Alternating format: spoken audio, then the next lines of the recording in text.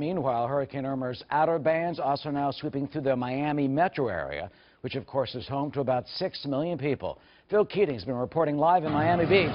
Well, where the wind and waves are picking up, not as dramatic as a few miles south, but it's starting. Hi, Phil.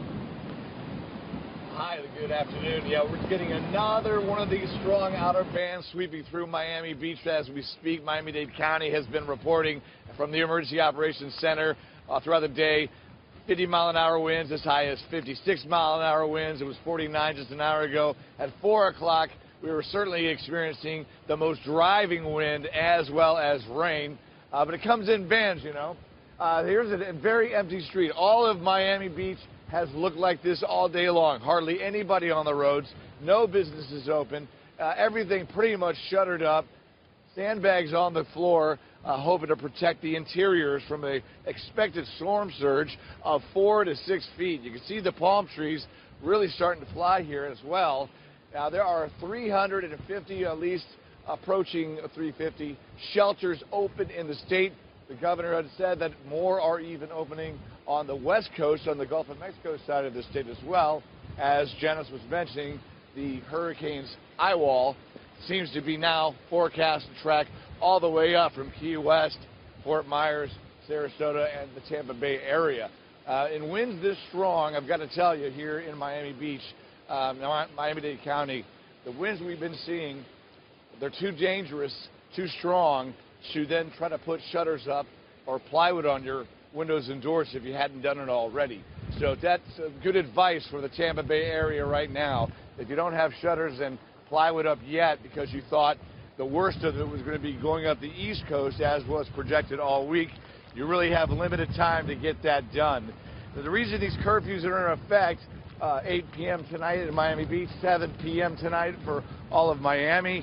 Broward County's curfew is already in effect, going in effect at 4 o'clock, is that emergency operators and officials, they want everybody who did not evacuate as urged, who stayed behind, to stay indoors. Nobody on the streets, no vehicles, no people from here on out, simply because it is dangerous and they don't want anybody getting hurt.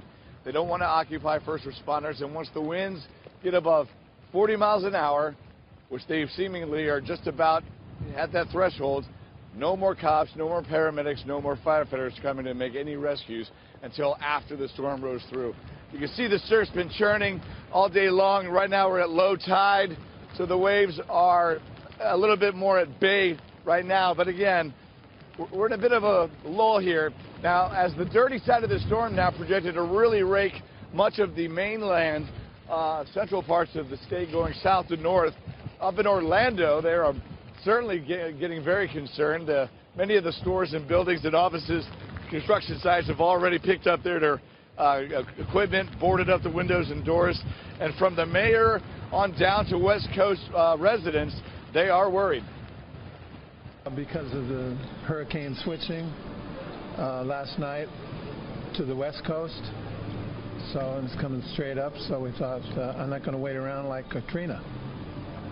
Gotcha. And so have you dealt with very powerful hurricanes in the past? No, we're from California, so it was earthquakes. So earthquakes or hurricanes, I guess, I don't know which, pick your poison. It's something new for you, I guess, yeah? Yeah, it's still a disaster waiting to happen, but I'm not going to sit around for it. In Miami-Dade County, Broward County, Fort Lauderdale, and Palm Beach County, already at least 25,000 households without electricity. Duke Energy, which services much of central and northern Florida, also this afternoon projecting that 1 million Floridians should expect to lose electricity and power at their homes at some point over the next 2 days. And at that point, it could be days, weeks even, maybe longer, for everybody to get their power back restored. Back to you. Yeah, that's something people are talking about, the lack of power, because this will go right through, up through Florida and devastate a lot of that infrastructure. Phil Keating, thank you. In a few moments, we'll be talking to Mayor Philip Levine of Miami Beach about their preparations. Thanks, Phil.